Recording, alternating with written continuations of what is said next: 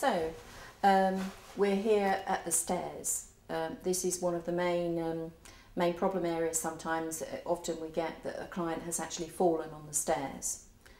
If somebody is actually still using the stairs and going up the stairs to bed and things like that, it is reasonable to actually observe them as they go up the stairs. What I would normally do is actually ask somebody if they're actually ready to go up the stairs, and I will normally stand at the bottom and watch them as they go up. Normally I would stand at the bottom because if they fell, they would fall on you and you then couldn't get help. But if you're standing at the bottom, then that was not going to happen. If, for instance, they only come down in the morning and then up at night, what I would normally do is to come back when they're still upstairs and to see them come down. And generally you'd normally get, often it's a neighbour or somebody that would actually allow you into the house, and then you could actually see them come down the stairs. The amount of effort it takes to do the stairs, I wouldn't expect to wear somebody out when I'm doing this. So generally this is people that are actually feeling able to manage the stairs, not getting too breathless, not having too much of an angina attack. Often what you might need to do before you actually start an activity like that is to say, do you ever take any tablets? You know, if somebody said to you that they've got angina, do you normally take your angina tablet with you when you go on the stairs or whatever? Because you don't want to be caught out. So I would normally look at the stairs. I'd normally again look to see whether or not there's any dirty marks on the wall, because often that's where the person has gone up the stairs. There's also you need to actually be looking to see about dado rails, because often the dado rail is exactly where you want to put the rail. There's regulations here in relation to stairs in the fact that we can only put a rail the same height as an existing rail. We can't really put it any higher.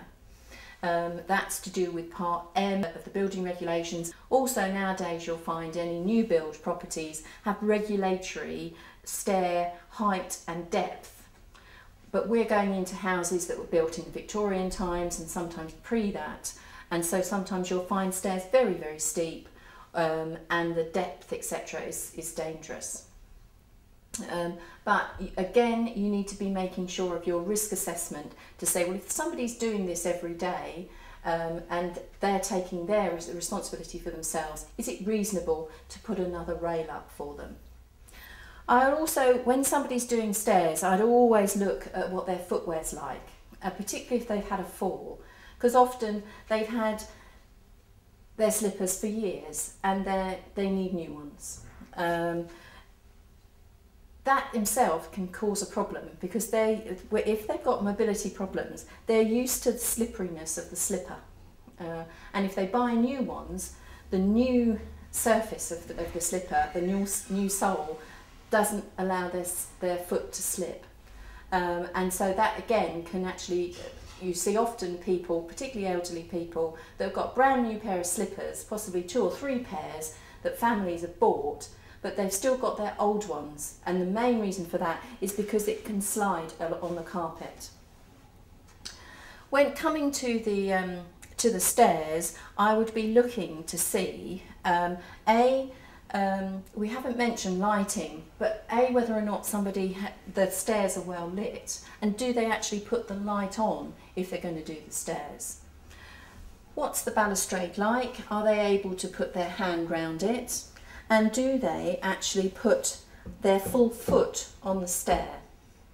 Also, sometimes what people do is they go up and stop, up and stop. Or what they could do is that they can do this. Coming down as well, what are they doing? Are they holding onto the rail and doing one step at a time? Or are they just coming down like this? Or do they not hold the rail at all?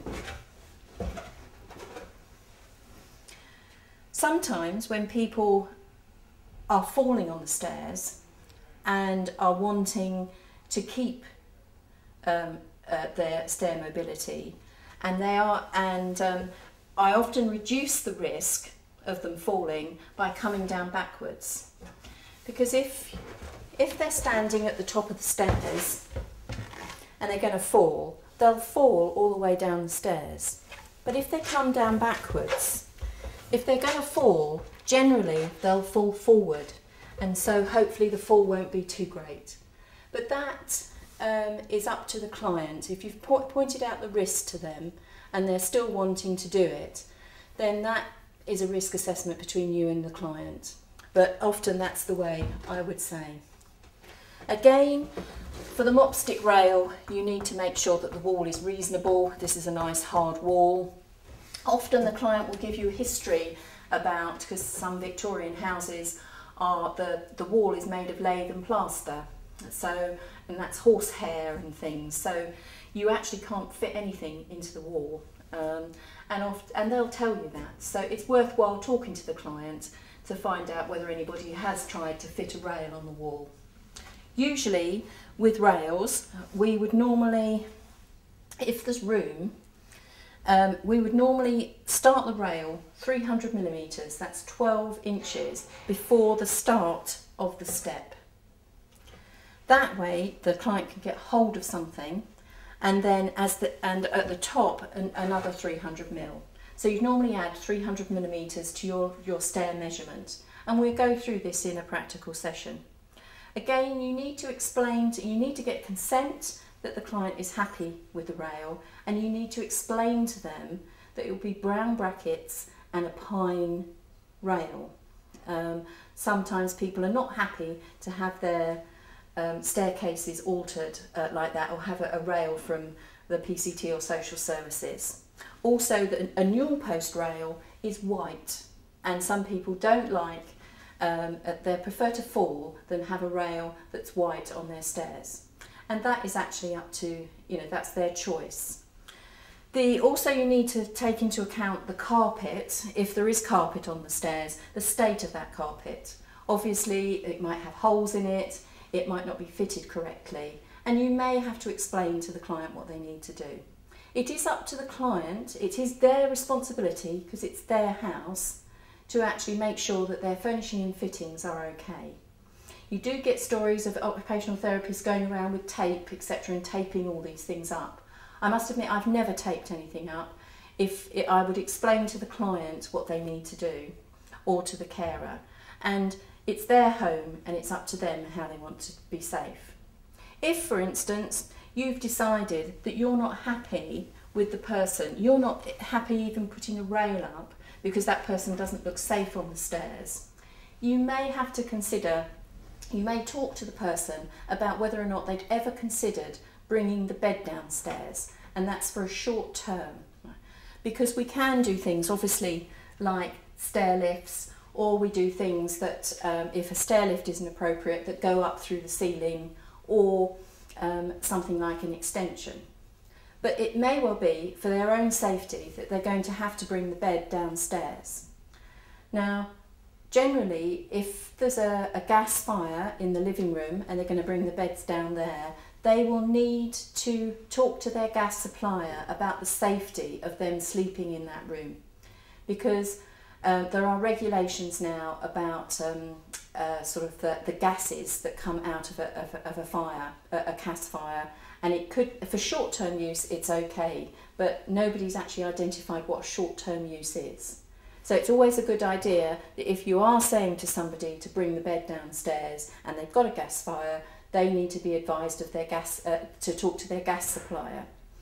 If they haven't got anybody to bring the bed downstairs, then what they need to do is, staying put from the Taberner house, will be able to bring the bed downstairs for them.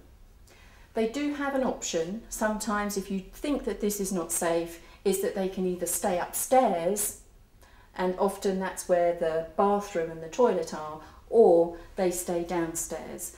And then if they haven't got a toilet, they might need a chemical commode. This is, I stress this is short term only, because generally what we would do is we would then refer on to something like the major adaptation unit. So you would normally come back to the intake team and we would make a referral through, and we would talk to somebody about the grants available to be able to adapt their home to enable them to live in it.